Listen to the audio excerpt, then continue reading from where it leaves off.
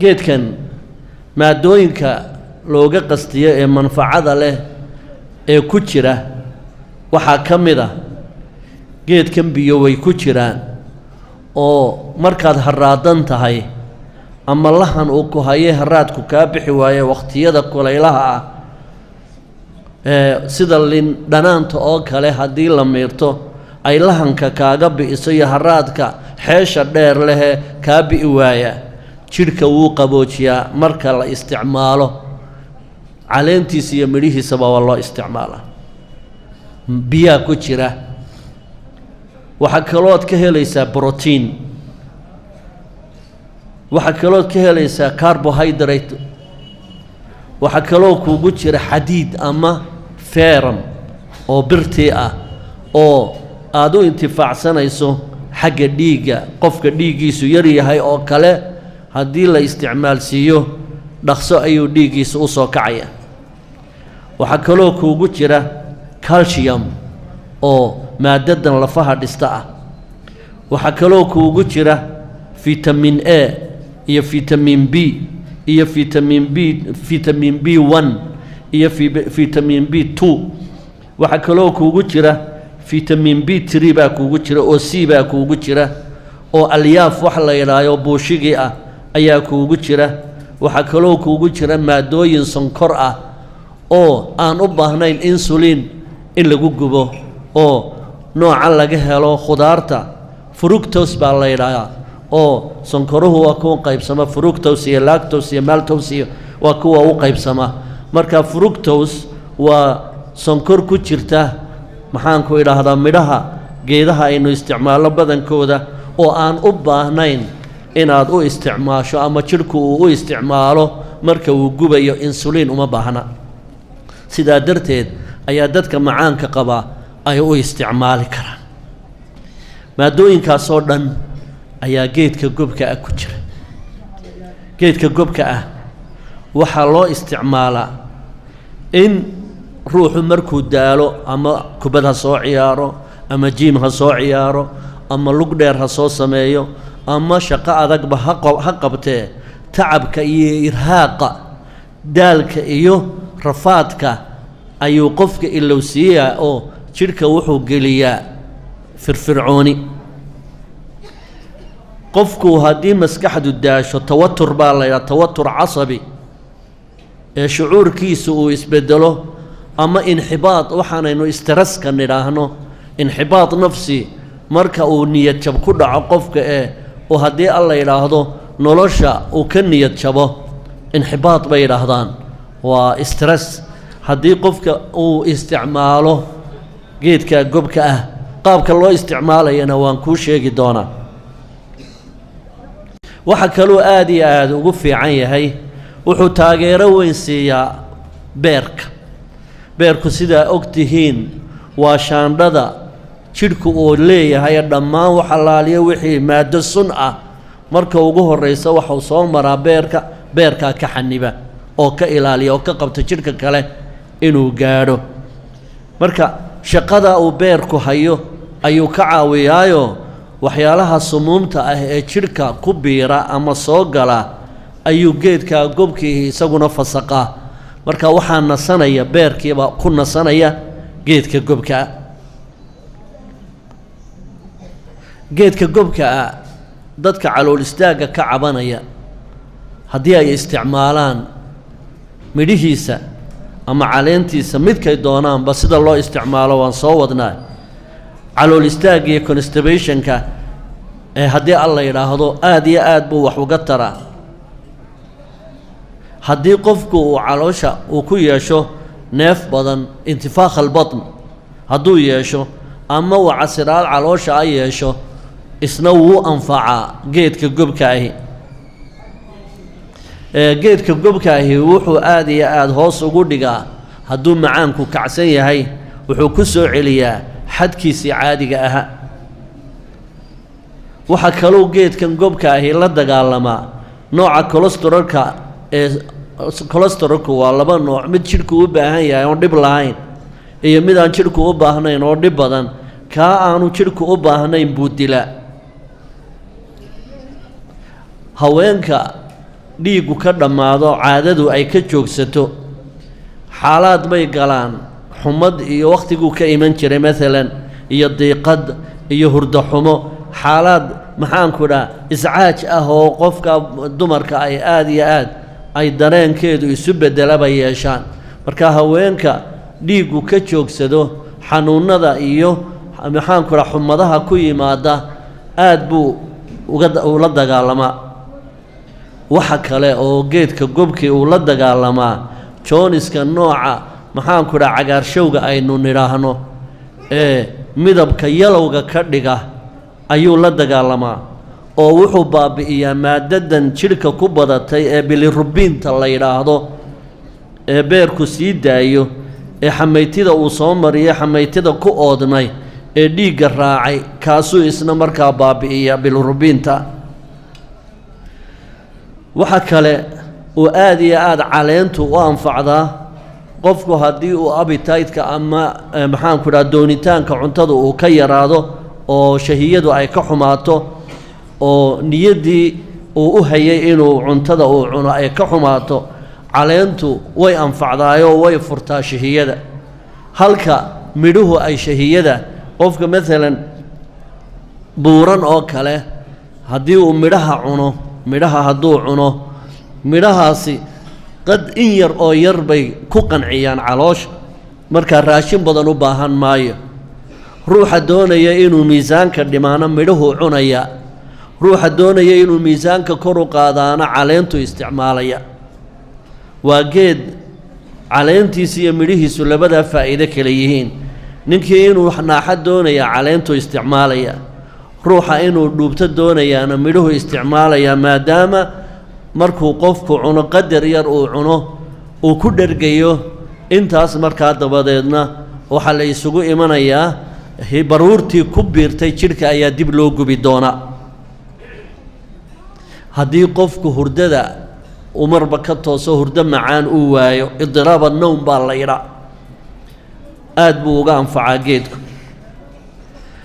geedkan waxyaalaha igfashanka had iyo jeer ay yidhaahdaan dhakhaatiirtu iltihaab baa la yidhaha carabiga isticmaalkeedu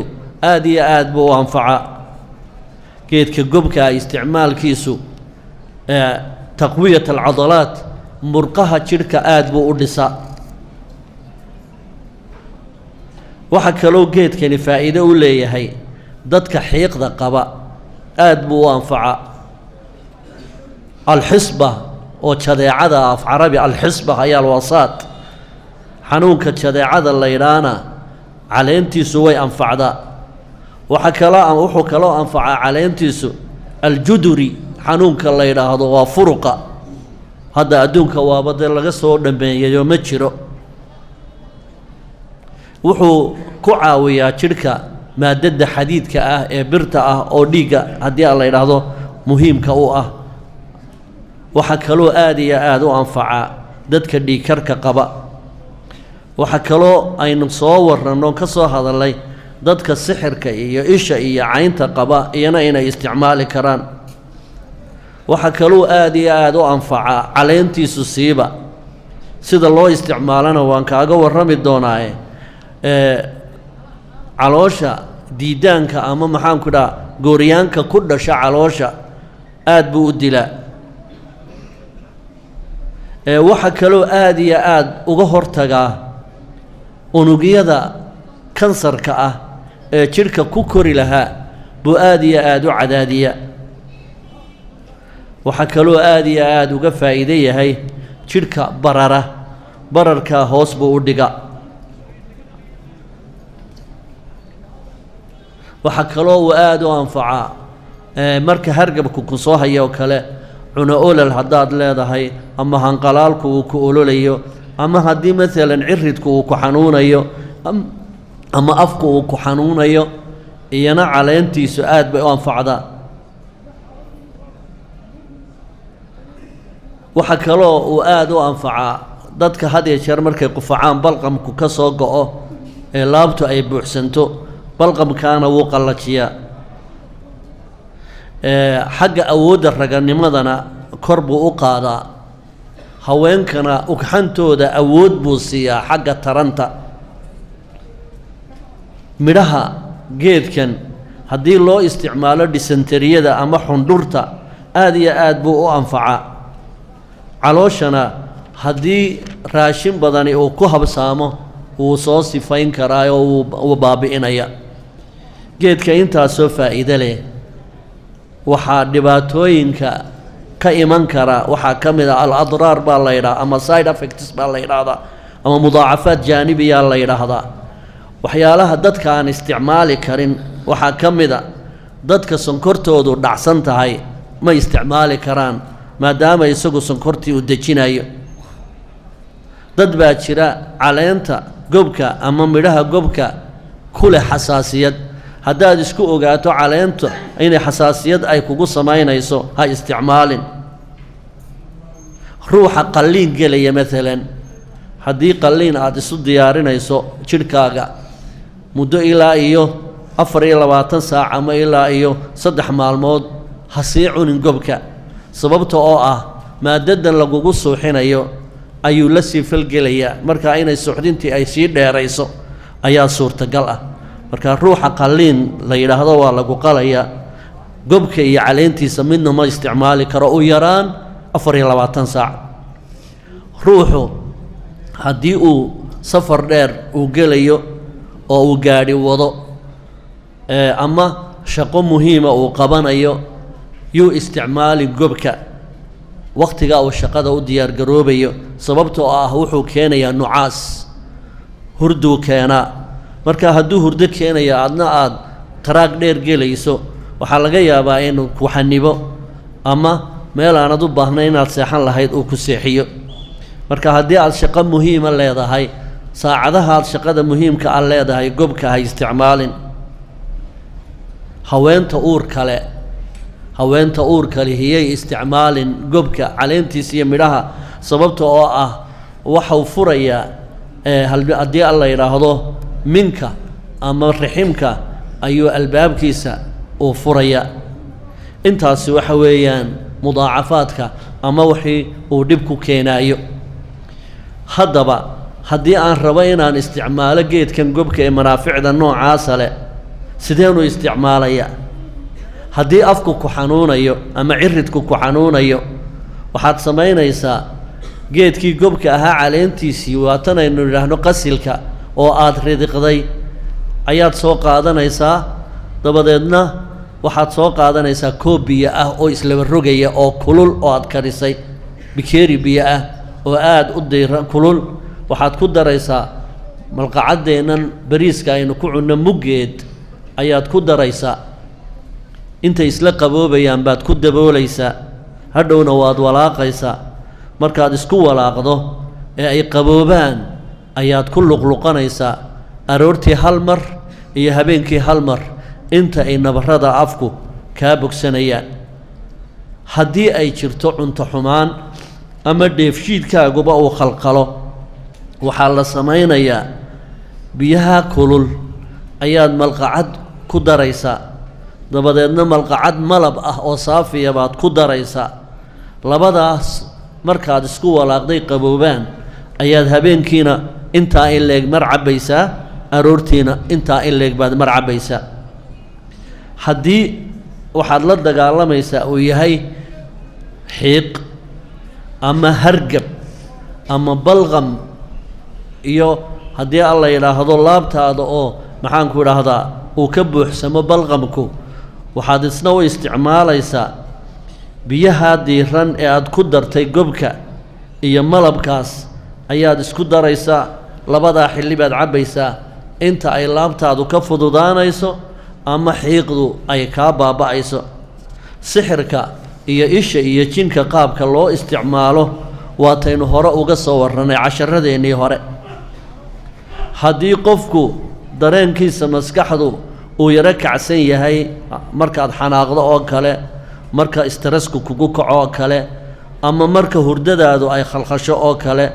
ama marka ilkahaaga marka ilka xanuun aad yeelato oo kale haddii dhiikar aad yeelato oo kale